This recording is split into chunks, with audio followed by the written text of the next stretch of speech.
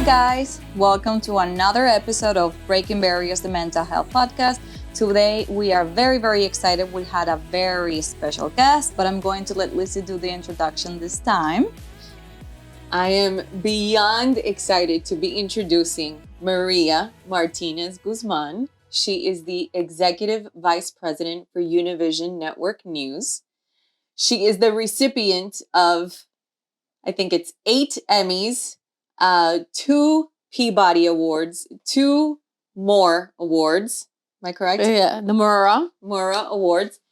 And she is my big sister, and I couldn't be more honored, more excited to have her here today with us. Thank you, ladies, for inviting me. I have to tell you, I wasn't expecting this, Lizzie. When I said yes to you, I thought I hadn't done my research. And I thought, okay, so I'm going to do her a favor. She goes, no, I'm doing a podcast. And I should have really paid more attention. I've loved what I've seen so far. I've loved the dynamic between the both of you. I love the conversation. And most of all, I love the fact that women can sit together and talk about mental health and talk about so many other things that are so important nowadays. So thank you guys for inviting me. Awesome. It's my honor to be here. No. Thank you. I have to tell you that my big sister has coordinated, I don't even know what the right word is, the interviews for world leaders such as President Obama, President Biden, President Trump. Wow. She's done it all. I've participated in many of those interviews and I've produced them. What I do is I'm executive vice president, like Lizzie said, and I manage the news department for Univision Network News. And under that umbrella, which is news, we also have Despierta América, we have Primer Impacto, we have Gordi Flaca, Al Punto, Aquí Ahora. We have a streaming channel in VIX, which is a 24/7 streaming channel, and obviously all of the newscast. So I have a lot of people that work for me and work alongside me. And for me, it's an honor to do this job. That's all I've ever wanted to be. That's all I know how to be. I'm probably clueless or trying to do anything else. Can I stop you right there? Because I want you to tell Camila the story of why you got to. Well, I'm a Marielita. For all of you guys that don't know what a Marielita is, think about Scarface. You remember Tony Montana came on the boat in the beginning? Well, in 1980, there was 125,000 Cubans that came on the boat. Our grandparents were here since the 60s, but my dad had to stay behind in Cuba. He wasn't allowed to go. He got married. He had my sister and I, not Lizzie, another sister that we have, Christy. And in 1979, my dad was allowed to leave Cuba on his own. But my mom, my sister and I were left behind. So my grandparents sent a boat in 1980 when Mariel opened. And he sent a boat for us. But in every case of every boat that went to pick up family members, what Fidel did, he led what he called the undesirables into that boat. So they were murderers, rapists,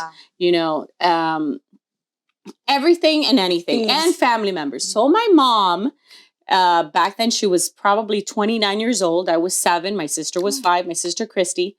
And she thought we were going to die. So she drugged my sister and I. So I have very few memories of leaving Cuba. I have one. That's why I have this cross that my husband got me. My last memory of leaving Cuba was, a donde tú vas, tú no necesitas eso. And a guard pulled the cross. A guard? A guard. As I was getting into the boat. So that's my last memory of Cuba.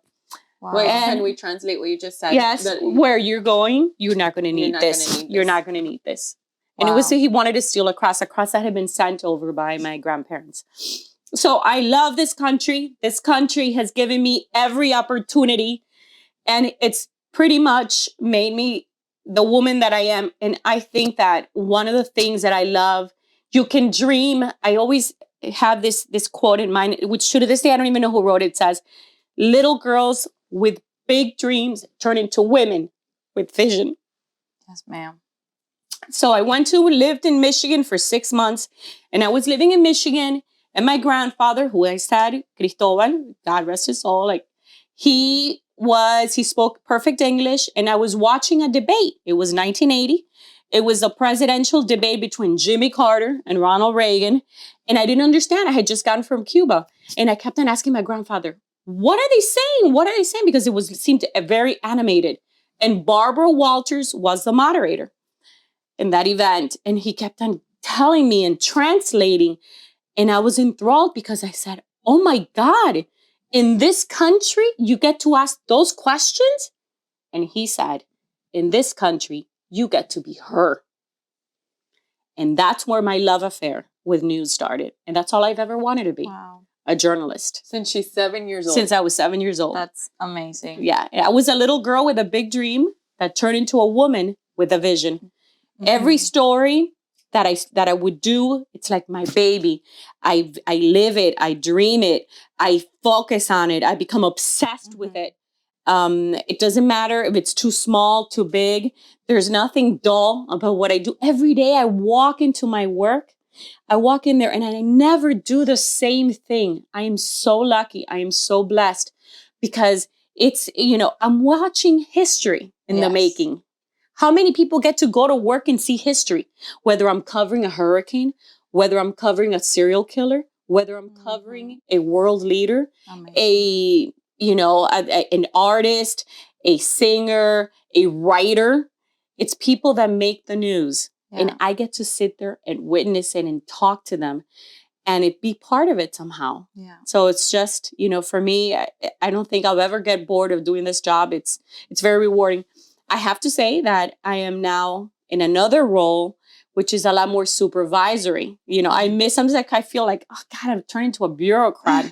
No. But I know where I can make a difference. I can make a difference with a lot of women who come to me and say, how can I grow in this industry? What can I do to be better?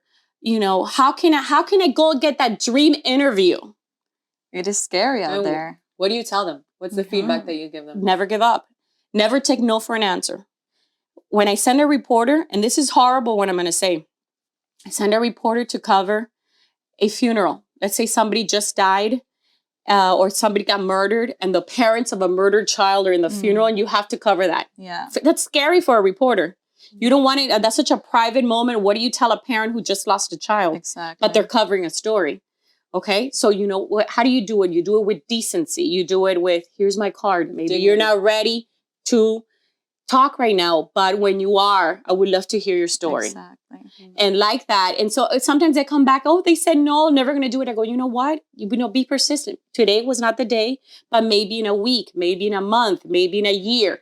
One of the things that I am most proud of in 2003, you guys probably children. I know you were children. 2003, I was covering Desert Storm. Was it Desert Storm? No, it was the Iraq invasion. The Iraq invasion when we invaded Iraq after Afghanistan. And there was Edgar Hernandez was a POW. He was a prisoner of war. Yes.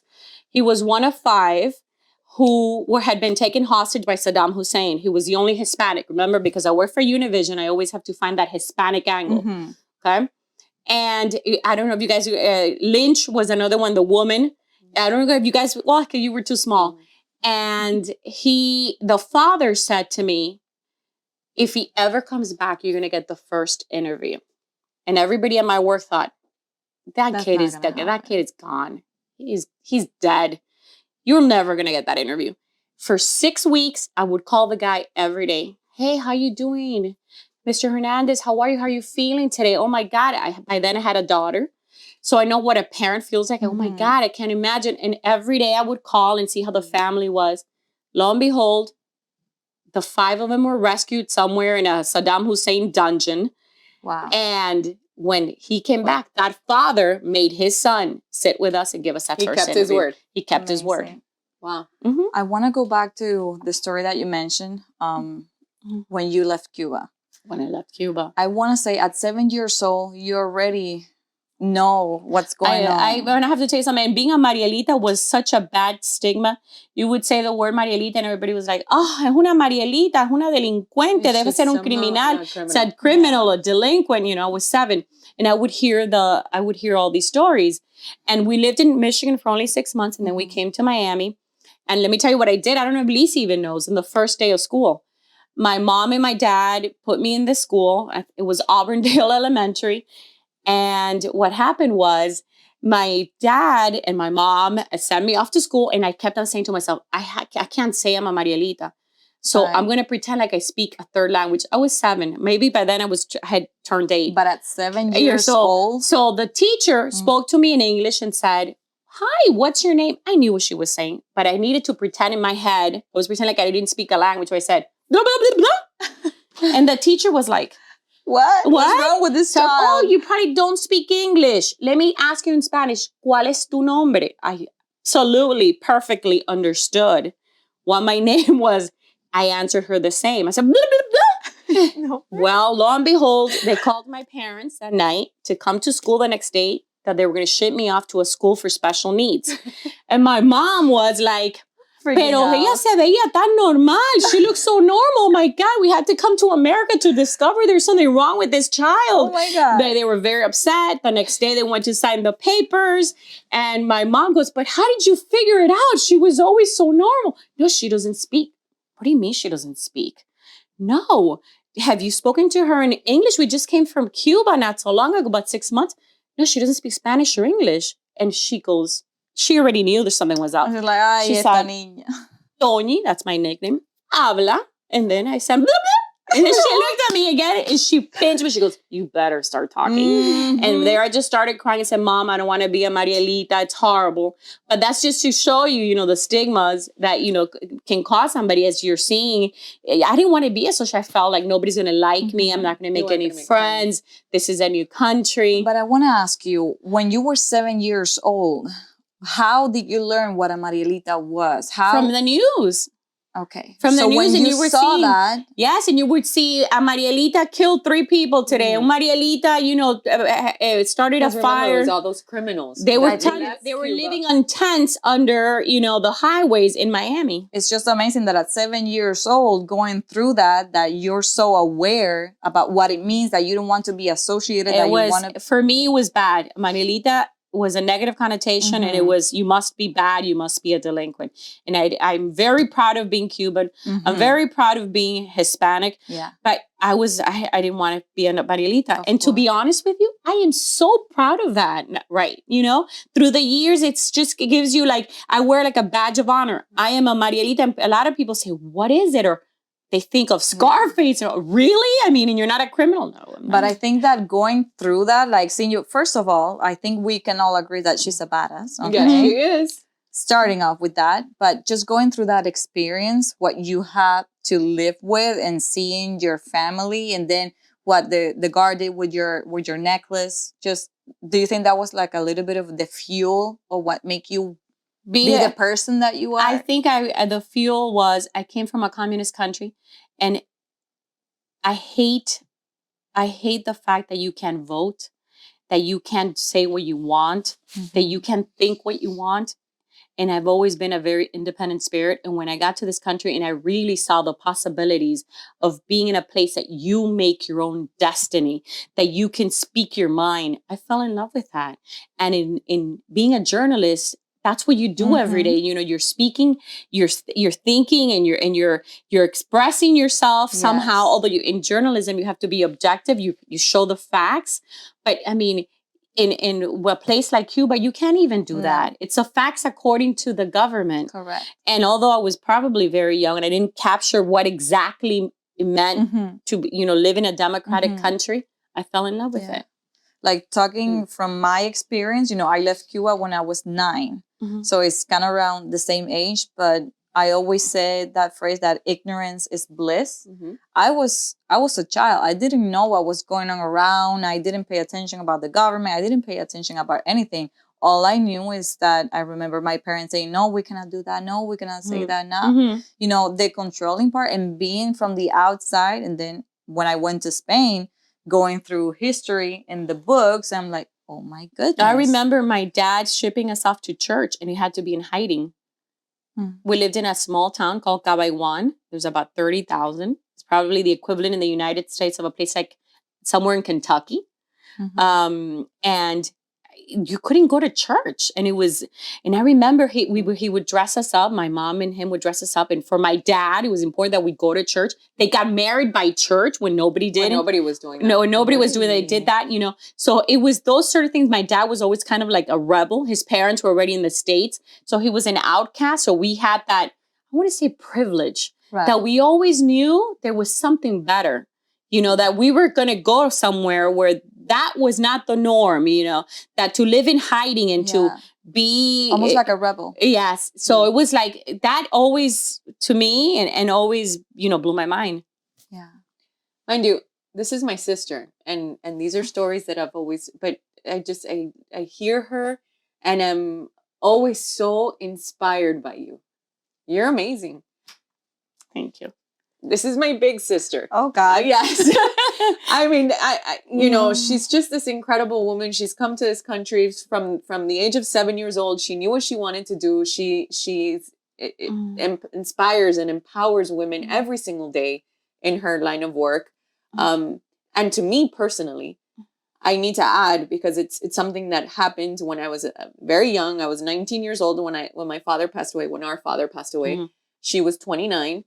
And she quickly had to, take on the responsibility of being. Dad was young. Our father was 49. He died of cancer, brain cancer. He lasted a month.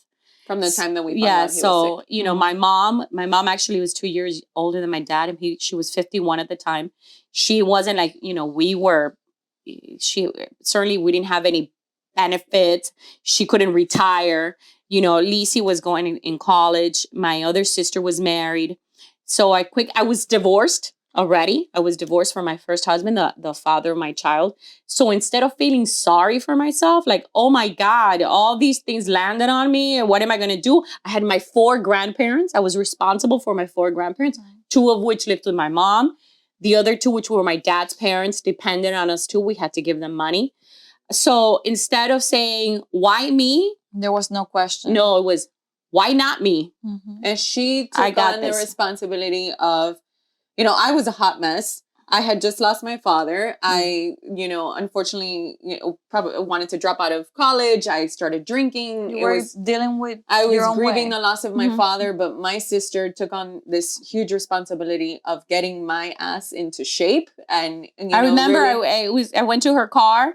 And she had a vodka bottle. I threw out the vodka bottle and I was like, you get your shit together. Yeah. You know what? You're going to go to college. You're going to finish college. That's what Dad would have wanted you to do. Mm-hmm. And had I not had that, who knows where I'd be right now. Girl. Because my mom at that time, she was just so overwhelmed with grief.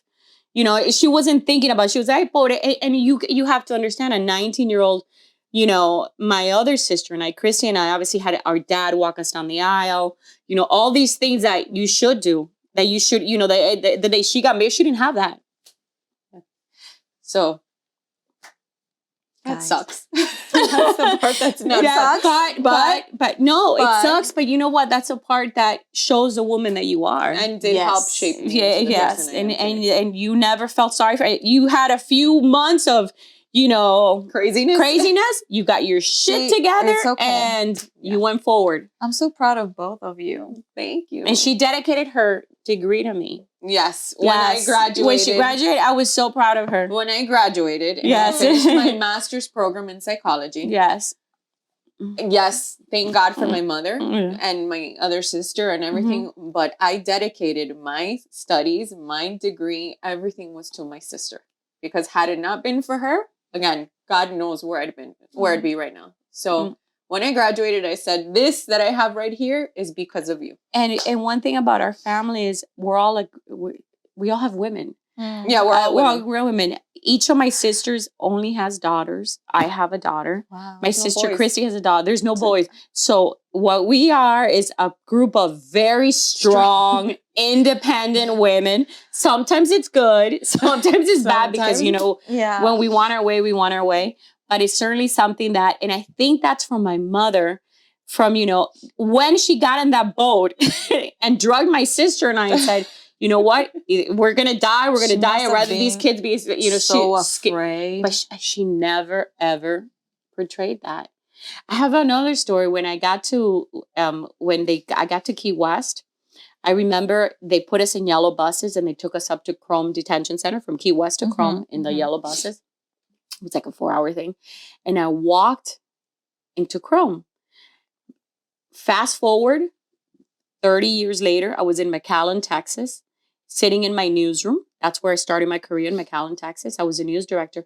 And I kept on looking at this guy. And I said, God, I know that face. And I couldn't put the face to the name to the face. I knew him.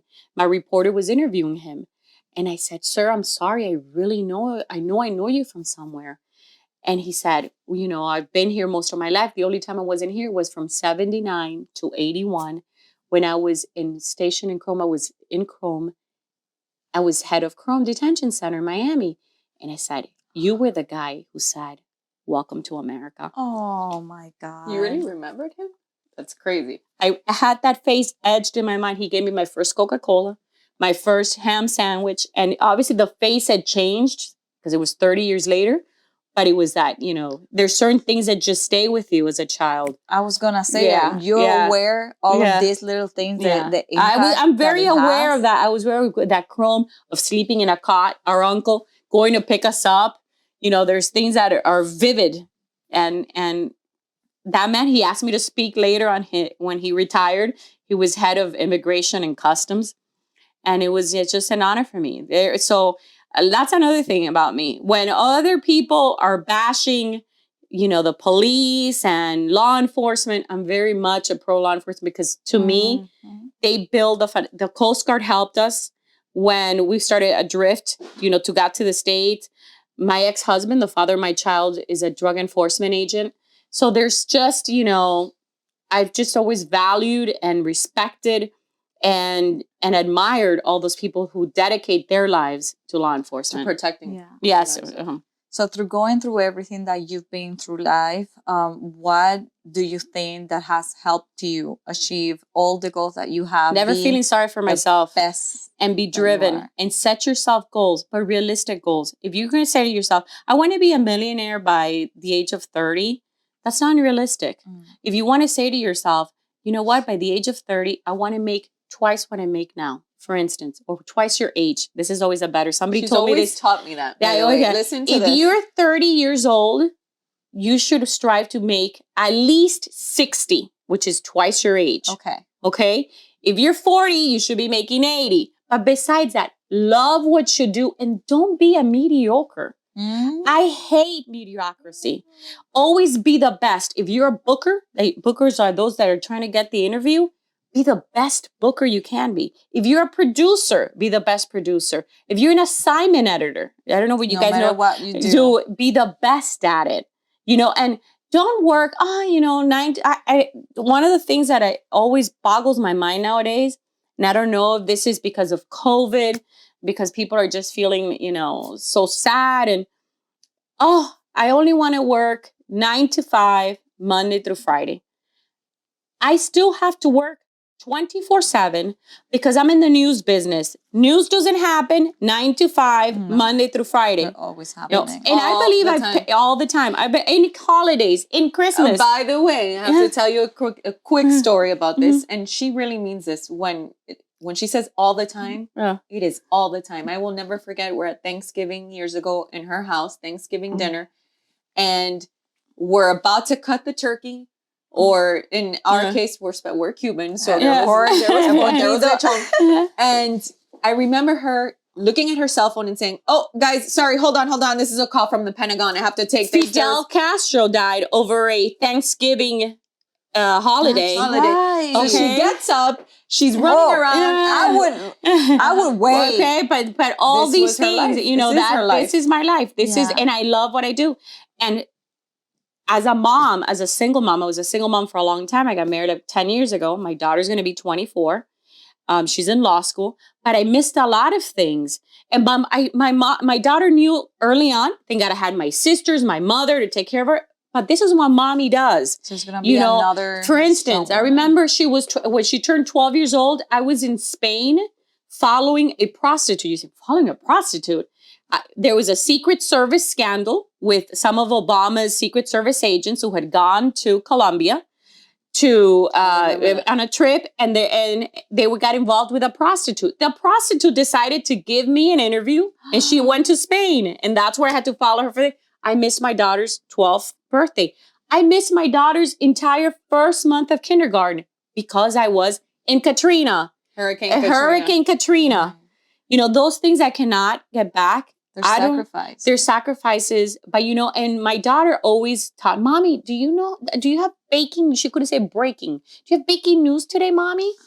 You know, but she's very proud of who I am. She's extremely, yes. She sees it. So, you know, I never excuse her for me. School is very important. Our daughters know that whether I'm their aunt, their mother, you know, that it's extremely important that they get the best grades possible and that they make something of themselves. Not every child is going to be a superstar, but you know which child, you know, you have high expectations for. And don't try, no, because, ay, pobrecita, poor thing, no, because, you know, she had a lot of homework today and okay, she missed her homework. That's, I think, when we as parents start. No excuses. No excuses. And don't enable. Enable their behavior. No. I want to. Lisi it's tough. She's a tough mom. Yeah, it's a tough mom, and she has expectations from her. From her oldest daughter. There was a baby. I don't want to hear any excuses. Your responsibility, like my responsibility, is to go to work. I tell my daughter, your responsibility is to do your homework and get good grades and do your best. Mm-hmm. Do your best every single day. So yeah, I am a little tough. Wow, I would have never seen that because everything that you see is the smiles and. Wow. But she even with a son, she doesn't even have to scream at her. No, I know. She tells her, she never screams at them. She says, Nikki. Sometimes it's more This scary. is your, This is what you gotta do. I want to ask more, question. Throughout your career, do you know, or what are these moments that have been like determined into your future? Like has been like a particular person that has can I tell you my worst story? Sure. I had just given birth. I was living in McAllen, Texas. It was the year 2000. And my baby Stephanie was about 3 months or 4 months. And I'm going to tell you this because people always ask me, I've covered thousands of stories through the years. What has been your toughest story? And that was my toughest story. I'm going to tell you why. I had a police scanner because I was doing local news. And when you have a police scanner, you hear there's a robbery, 1050, whatever the codes are. I forgot. It was such a long time ago. And there was a kidnapped child. Her name was Estrellita. It went through the police scanner, and I was relatively close to where the actual crime scene was. So it was the girl's home. And I went to the place, and the mother was there, and the mother didn't speak English. And I walked in because I told my reporter, I'm going to get there first. I'm going to tell you how, the story is going to get some facts until you guys make it. I was there by myself. My cameraman hadn't gone there. Reporter hadn't gone there. And the police walk in. It was a Texas state trooper. And he said to me, do you speak Spanish? Because the woman didn't speak English. I said, yes. He said, I need you to translate. And I was like, okay, what is the first rule when you get in news? Never become involved with the story. Never become emotional. Never become involved. Never become part of the story. Okay. And then he said, tell her that we found her body. And I kept on thinking of my daughter. This little girl, Estrellita, was 2 years old. And the words wouldn't come out. And she knew something was horrible. So I had to tell her something horrible. She goes, ¿Qué dice? ¿Qué me está? Dime, ¿qué quiere decir? Dime. And the words You became the person that gave her the news. I became the person that gave her the news. That's awful. And I've never forgotten the story. That's been the worst story. It marked me, but it also taught me a horrible lesson. Lessons, you know what? I'm not going to say horrible because lessons they're lessons and they're horrible. It was a horrible moment. And what it taught me, I shouldn't have been there. I didn't have a reason to be there. I was there. Maybe I was being too ambitious. Okay. I didn't follow protocol. What was I going? Because I was close to the crime scene. What was I going to do? I didn't have a camera. I didn't have a reporter. You saw the opportunity. I saw the opportunity. I saw the opportunity to get that great story. Oh my God, a kidnapping. I had just had a baby. I had gotten back to work. and I was, Eager. I was You were eager. trying to balance I was both trying to balance, motherhood yeah. and And being let me a tell professional you, again. that story destroyed me. And it took me a long time to come back from that. It made me fearful. I don't like the word fear. And I can tell you it was fearful because it was like I kept on thinking about that mom. And her face was ingrained in my head. And it was like, oh my God, how could I have done that? How could I have told her? And I felt like, and I was, honestly, it was one of those things that it took me a while to get out of. But it changed you It in changed the sense me. that you started making decisions a little bit differently as how you Absolutely. address. Absolutely. I need to ask you something because this brings up you guys, you and your journalists, you cover stories that are terrible sometimes, right? You cover school shootings, you cover kidnappings. And some of my journalists, we have to go later to therapy, which the company, obviously they pay for because they're parents. Yeah, their parents, their sisters. For instance, the one in Connecticut, what was it? Newtown. What was it? The one that said the 19 children who died like in 2012 in a mass shooting. That are my New York reporters that cover that. To this day, they said that's one of the saddest. I think it was like December 14, 2012. I remember the day, but I can't remember the name of the school in Connecticut. It was like 19 6-year-olds. It was first graders. Those things are you don't ever kind of get over. COVID was very hard for many of us, including me, because as we didn't know what the facts were, we didn't know how people were, how contagious this thing was, how quickly you could get it if you're going to die. And our reporters, I was sending our reporters to hospitals to go and get the stories. And although they would wear all these suits, obviously weighed on me. I didn't know if I was taking... Those decisions weighed on you. Of course, the decisions weighed. I didn't know if I was sending somebody to their death because, we had colleagues that died. And it wasn't... That's part of our job. People, as the story is happening, we're racing into the story. But those things, I'm a human being. I'm a mom, I'm a sister, I'm a mother, I'm a wife, I'm a daughter. So, imagine if you have to live with a decision that you made for work, caused the life of somebody else, caused their death, took somebody away from their families. It's a horrible. I have to tell you, we spoke to our job, our work, brought in specialists to talk to us, and it was very helpful. Therapy, yeah, it was very helpful because we were all very depressed and we were isolated. I never stopped going to work. I never worked from home. I went into the station every single day because I figured if I'm sending my people out there, I have to be here. You have to be a leader. And let me just say, she went to work every single day, and she did that in the middle of being breast cancer, being diagnosed with breast cancer. Yes, I had breast cancer, and they didn't want me there. But I said, I'm not going to be a chicken shit and feel sorry for myself. And because other women, are... Guys, a badass. Yes. So it was 2021. It was about a year. You're fine. Yes, I'm fine. Ladies, to do your mammograms, do your things, because thanks to a mammogram, we have family history in our end. Our mother had breast cancer. Our mother had breast cancer. So you our got grandma, your BRCA 1 and 2, your tech, you're good? Yes. Okay. So, but again, it was one of those things people say, I can't believe you were coming in here with cancer. I almost died. I got COVID. She got COVID. And I had to be in the hospital for a couple of weeks. She had been diagnosed with breast cancer, and I believe a month later, if I'm not mistaken, she got COVID. And you were immunosuppressed. Yes. And was hospitalized. That was scary. But again, it was one of those things that I remember signing if they were going to have to intubate me. Yeah. And I was signing. I was scared. I'm not going to lie. I was scared, but I'm like, I was lying to myself. Sitting in it, but nobody can come visit me. It was during those days that nobody can come visit me. And you know what I did? I started taking phone calls from the hospital, video calls. Wait, so my boss was like, listen, I don't want to.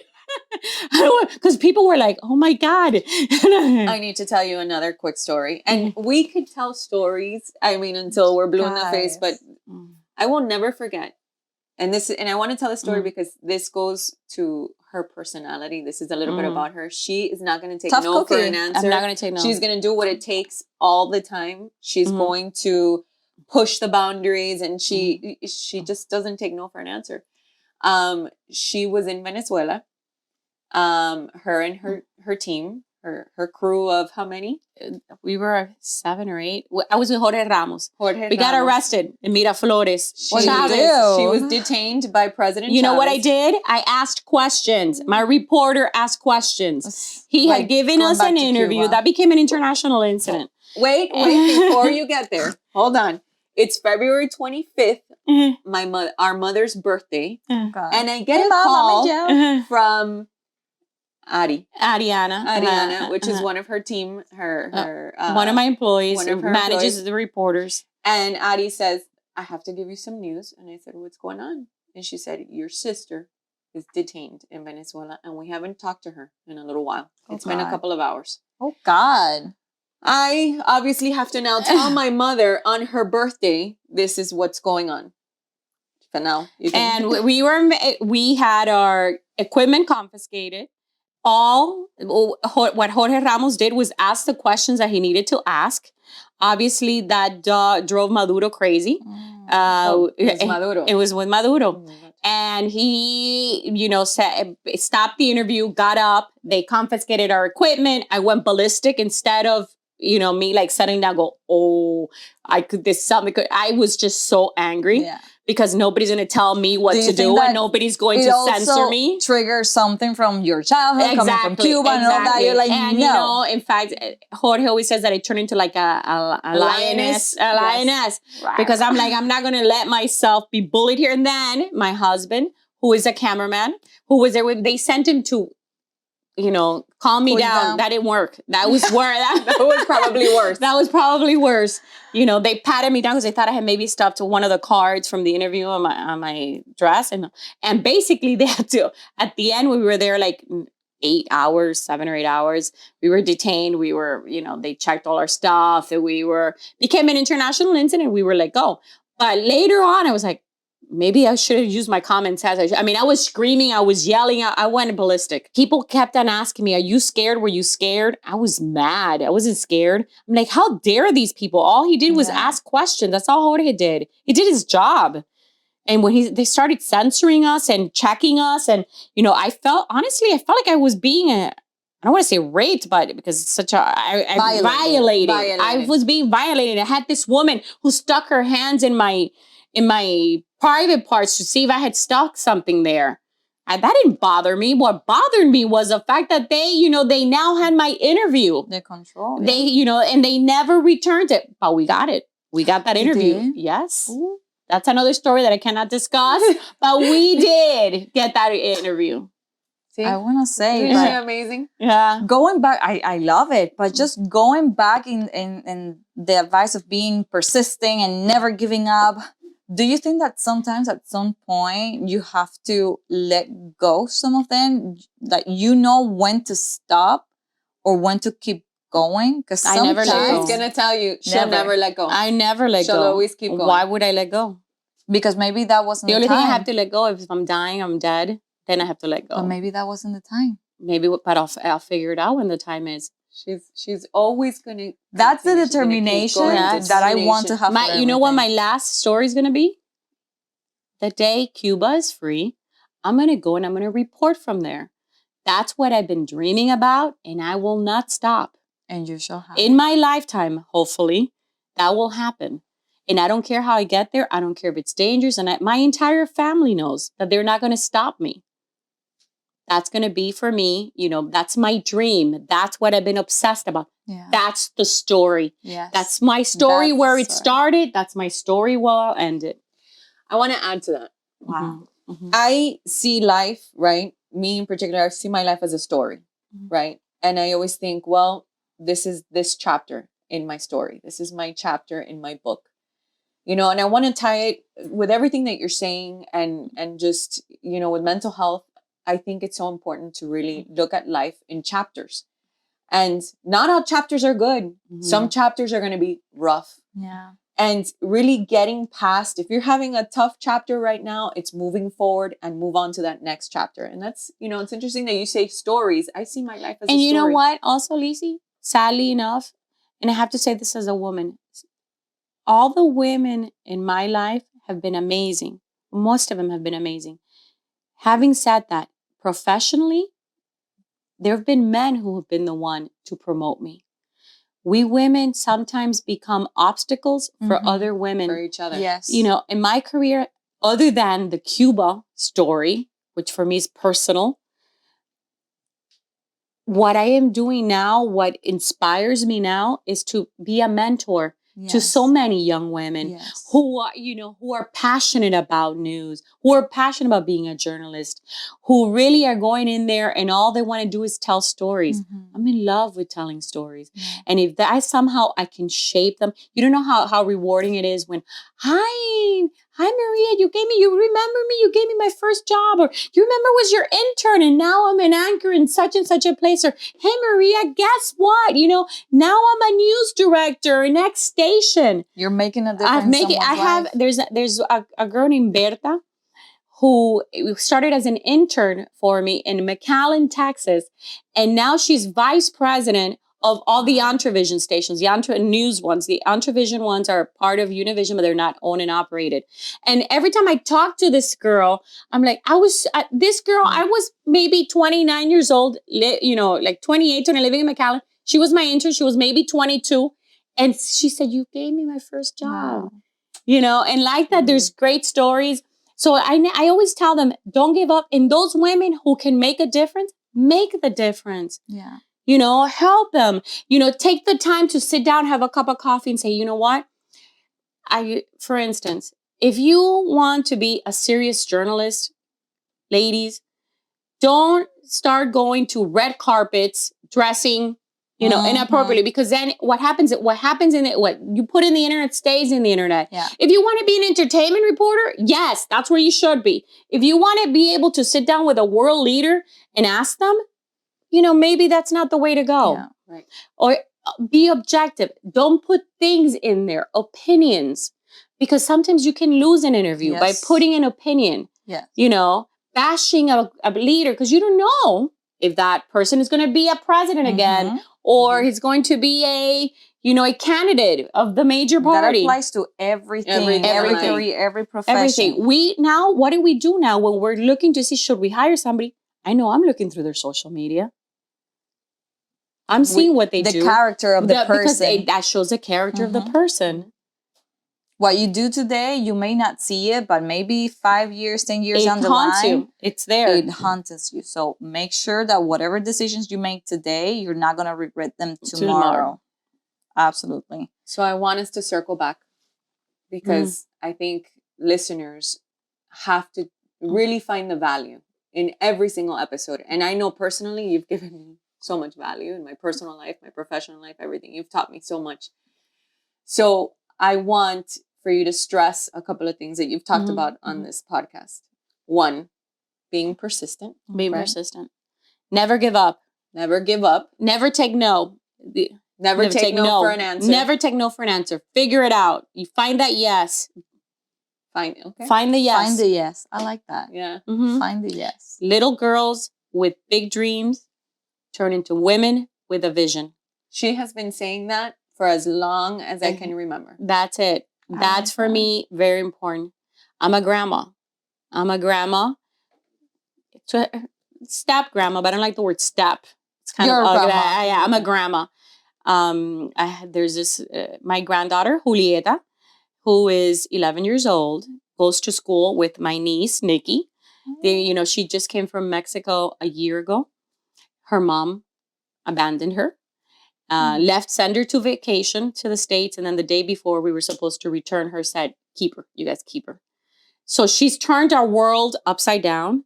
It's been very challenging because my daughter's grown. And I had thought I was an empty nester, that this part of my life was over. But I kept on thinking, with this little girl, I'm going to really apply what I've learned, what I've been telling women. Julieta, little girls with a dream turn into women with a vision. I love it. And I think we should make a t-shirt out of that. I like it. And I want to keep saying that, again, by listening, I admire you. I see you. I see the power. I love it. And I think that even I can apply in my own life. Don't be intimidated. That's another one. I know. Don't be intimidated. So there's this trend going around in social media that it used to be in Spanish. It says "la que puede puede y la que no." You know, the one that can, and the one that doesn't, like a bad something negative. But now they're switching it. Now it says "la que puede puede," the ones that can, and the one that can't, you help her. Right. Yes, you support her. Yes. You bring her up. And that's what my sister has always been about. She's always been about helping, supporting growth for women, helping them to move forward, to really move forward in their careers. And without the need to be bitchy. Or catty or any of that. Yeah. And, you know. Doesn't mean I can't be assertive. I can certainly be assertive, but there's a difference. Yeah. You know, and that happens to us women a lot. If a man is assertive, he's called assertive. If a woman is assertive, she's sometimes called a bitch. Sorry. Especially in this, you know, in our industry. But I don't feel like that. I feel like, you know, I can tell a little girl, I can tell a young woman, you know, this is what you need to do. And this is what you need to focus on. And I'm not, you know, in a way that gets through without being, you know, that bitch that she's going to remember. Right. She's going to remember the woman who's inspiring her. Learn how to inspire. Yeah. Women who are in power need to figure out a way to inspire and empower. And I think that even nowadays, everybody, men or women, they need to work on themselves, gain their voice, their self-confidence, you name it. And when they see other people shine, maybe they don't know why, they don't know the person, they don't know their life story, but they judge because maybe they feel insecure and they're going to talk nonsense behind their back, or they're going to look at them funny. And that is just so unnecessary. Going back to that is, instead of supporting each other, admiring each other and elevating each other, some women or even men, they just look down and be like, oh, esta. Sí. Or create obstacles for each other. Yeah. That's sad. Well, I couldn't be happier that you've been here and you've shared all this information with us. You've shared your tips on confidence.